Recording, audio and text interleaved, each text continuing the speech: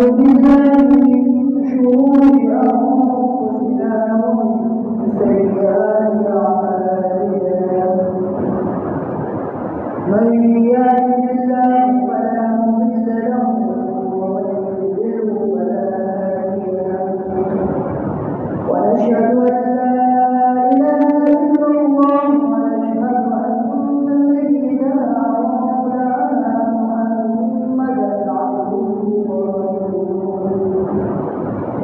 أما بعد فأعوذ بالله من الشيطان الرجيم بسم الله الرحمن الرحيم إن الله يأمركم أن تؤدوا الأمانات إلى أهلها وإذا حكمتم بين الناس أن تحكموا بالعدل وقال في مواضع آخر والذين هم لأماناتهم وعهدهم راعون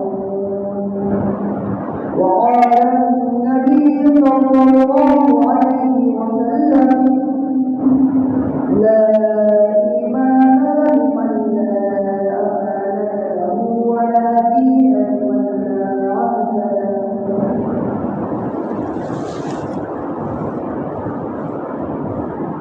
سامعين مكرم معزز سامعين حاضرين مجلس من الآيات المباركة اور احادیث مبارکہ صلی اللہ علیہ وسلم آپ حضرات کے سامنے تلاوت کی ان میں اللہ تبارک و تعالی ایمانداری اور امانتداری ترغیب کی گئی اور خیانت کی مذمت کی گئی. امانتداری اور ایمانداری ہے یہ ہمارا ایمان کا ایک حصہ ہے. جو شخص اللہ پر رسول پر اور آخرت پر یقین رکھتا ہے وہ کبھی کسی بھی امانت میں خیانت نہیں کر سکتا ہے. اسی لیے امانتداری اور ایمانداری ہے یہ ہمارا ایمان کا ایک حصہ ہے. امانت یہ عربی زبان کا لفظ ہے. اس کا معنی ہے کہ اعتماد کر کے بھروسہ کر کے کوئی چیز کسی کو دینا وہ اس حق کو پوری طرح ادا کرے یہ امانت ہے. مثلا کوئی چیز یا بیمار کسی راز کی کسی کو دینا وہ اس کو بعینہ ادا کرے اور اس میں کوتاہی کرے یہ امانت ہے. ہمارے ذہن میں امانت کا بس صرف اتنا ہے تصور ہے کہ کسی کو کوئی چیز دے وہ اس کو جائے گی وہ چیز ادا کرے گی امانت ہے. ہمارے ذہن میں بس صرف اتنا تصور ہے. حالانکہ یہ بھی امانت میں داخل ہے لیکن امانت کا جو مفہوم ہے وہ بڑا وسیع اور جامع ہے. قرآن مجید کے اور احادیث مبارکہ میں وہ چیز بھی امانت کے داخل ہے جو ہمارے ذریعے میں بالکل تصور کی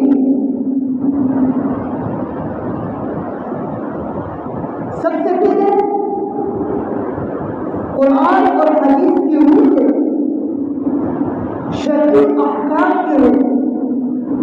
جو ہر انسان کو اللہ تبارک و تعالیٰ کی طرف سے جو احکام کیا، اگر وہ اللہ کے حکم کے مطابق استعمال کرے اور اس کی فرمانبرداری کرے اور نافرمانی نہ کرے، یہ بھی اسی امانت کے ذمہ میں داخل ہے۔ سب سے پہلے یہ انسان کی جان، یہ اللہ کی ایک امانت ہے۔ یہ ہم سب کی جو جان، جو جسم ہمیں اللہ تبارک و تعالیٰ نے دیا، یہ اللہ کی امانت ہے۔ اس نے کسی بندے کو یہ اختیار کی ہے، وہ اس کا مالک ہے، ہر چیز نہیں بلکہ اس کا مالک وہی اللہ تبارک و تعالیٰ ہے۔ اسی لیے انسان کو یہ اختیار ملی ہے وہ اپنے جان کو ہلاکت میں ڈالے اور خودکشی کرے۔ اسی شریعت کے نظر میں خودکشی حرام اور ناقابل جرم معافی ہے۔ اسی لیے قرآن کریم میں اللہ تبارک و تعالیٰ نے فرمایا وَلَا تُلْقُوا بِأَيْدِيكُمْ إِلَى التَّهْلُكَةِ، اپنے ہاتھوں سے اپنے آپ کو ہلاکت میں مت ڈالو۔ اس کے بعد یہ جسم اور اس کے تمام جو اعضاء ہے یہ بھی اللہ کی امانت ہے۔ ہر کسی کو اس کی حفاظت کرے۔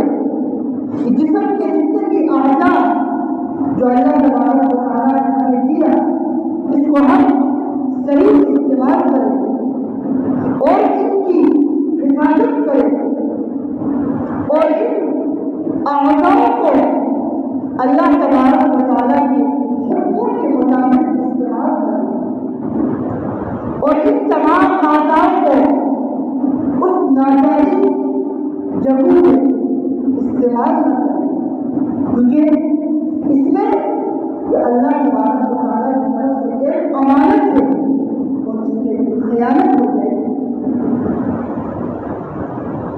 یہ آج یہ اللہ تبارک و تعالیٰ کی ایک امانت ہے جو اللہ تبارک و تعالیٰ نے ہمیں دی، اور اس کو ہم ایسی جگہ میں استعمال کریں، ایسے ناجائز اور ناقابل جگہ میں اس کو استعمال نہ کریں۔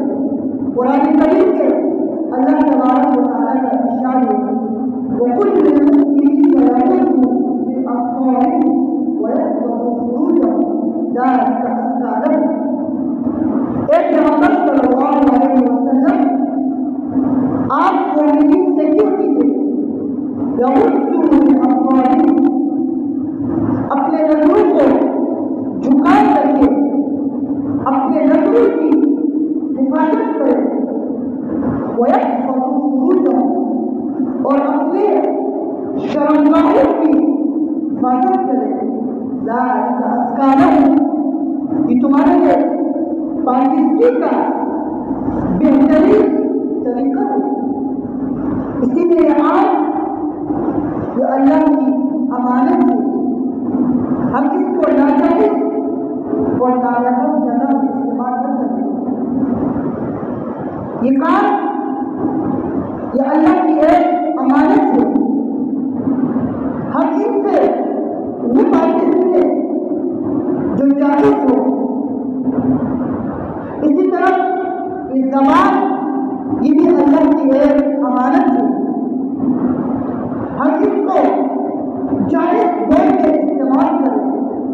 یہ ہاتھ پاؤں یہ سب اللہ کی امانت ہے، اس کو ہم اللہ کے حکم کے مطابق استعمال کریں اور جائز جگہوں میں استعمال کریں۔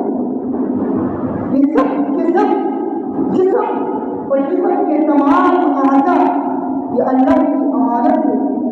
اسی قیامت کے دن انہیں اعضاء کے بارے میں پوچھا جائے گا، میں نے تمہیں یہ امانت دی تھی، تم نے ان امانتوں کو کسی طرح استعمال کیا اور اسی طرح ادب کیا۔ قرآن کریم کے واضح اللہ کا ارشاد ہے ان السمع والبصر والفؤاد كل ذلك عنه مسؤول۔ بے شک ان السمع یہ کان، والبصر یہ آنکھ، والفؤاد یہ دل، ان سب کے بارے میں قیامت کے دن پوچھا جائے گا کہ تم نے آنکھ سے پوچھا جائے گا تم نے دنیا میں اس آنکھ سے کسی ناجائز جگہ پہ یا کسی نواحان کو نہیں دیکھا تھا،